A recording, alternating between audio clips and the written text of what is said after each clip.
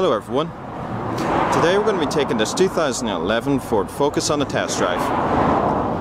And special thanks to Heron Auto, Opel and Kia for allowing me to come down here today and test drive the 2011 Ford Focus. All contact information in regards to the dealership will be listed in the description box below. So this Focus only has 37,805 kilometers on the clock so far. Pretty low mileage. So we are going to get started on the test drive. Going a slightly different route today, so I am. Still going to be doing the same route, but just kind of doing it in reverse. So right now I'm just leaving St. Ernest, and the road's quite smooth, so there's one or two little bumps here and there, but so far it's quite nice. Before I started filming this, I was driving around in the Focus just a little bit, and it's quite nice to drive actually. There's a nice feedback from the steering, so there is. But I think we're going to take it out onto the open road now to see what the power is like on it first off.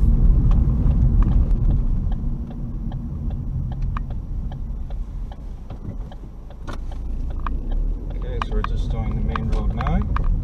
We'll see what this thing is like on power.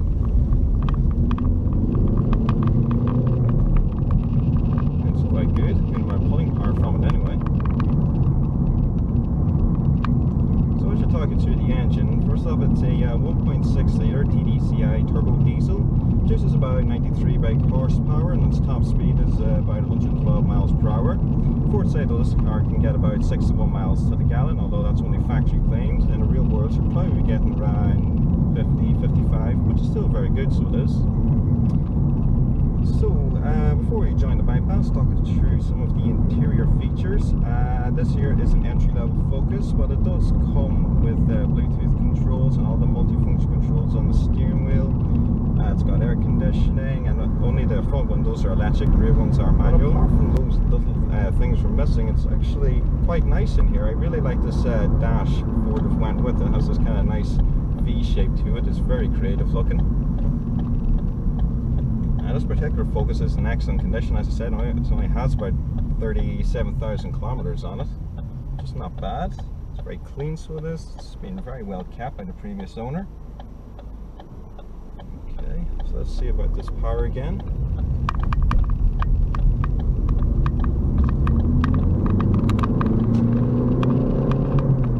Yeah, it's quite good, so it is. Decent amount of pulling power from the 1.6 engine. And there is a little indicator up here recommending when I should change gear. Now this is something you may have heard me address in a bunch of other of my test drives. It's just more economical, so it is. Going up to 60 miles per hour into fifth. It's really very nice, and it's actually very quiet in here as well. There's not that much wind noise. You can hear a little bit of road noise, but in saying that, it's relatively quiet, so it is. And there's a decent amount of feedback from the steering, although we'll get onto that a little more when we go out to the back roads.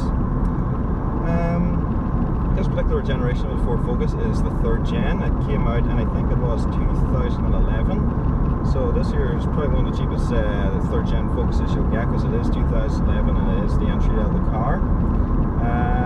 What are things I like about this? I really like the styling of it. The exterior styling, I wasn't really sure about it when I first saw it in 2011. I thought it was a bit busy, for a kind of word. But now I've actually gotten used to it over the years. You can get the Focus as a 5-door hatchback like what we have here, a 5-door state or a 4-door saloon.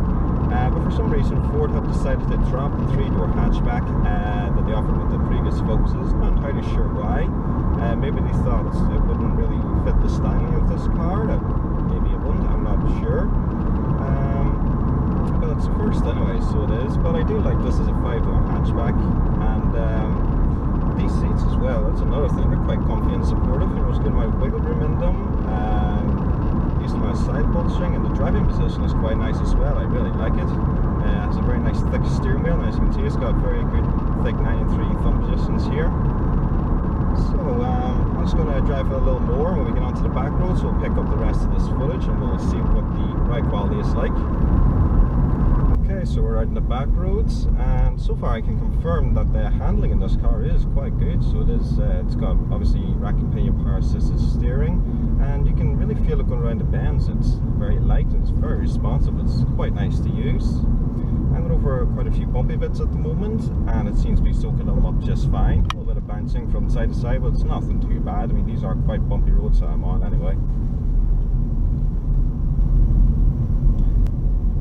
So far I can confirm the Focus is a very nice car to drive. It's got a decent amount of power out in the bypass. It's very comfortable and smooth on these back roads. There's a good amount of feedback from the steering. It's quite nice to use, and I'm quite happy with the interior.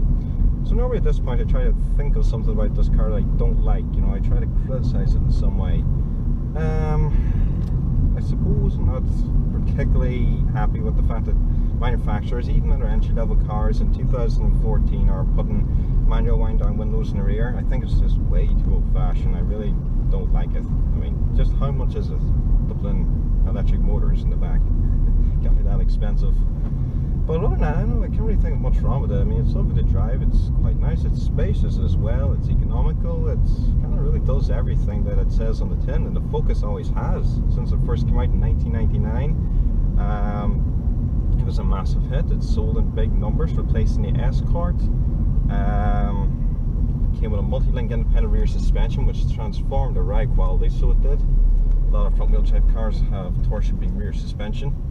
But a multi-link, it certainly does make the ride a lot smoother and more comfortable, and you'll notice that on these back roads. I find the ride very comfortable. If I was driving a front-wheel drive car with torsion beam back here, I would notice the ride quality being a bit firmer and harsher. So that's all I can say, really. I'm going to be putting a link in this video to the full in-depth tour of this car. Hope you guys enjoy it, and I hope you enjoyed this test drive as much as I have.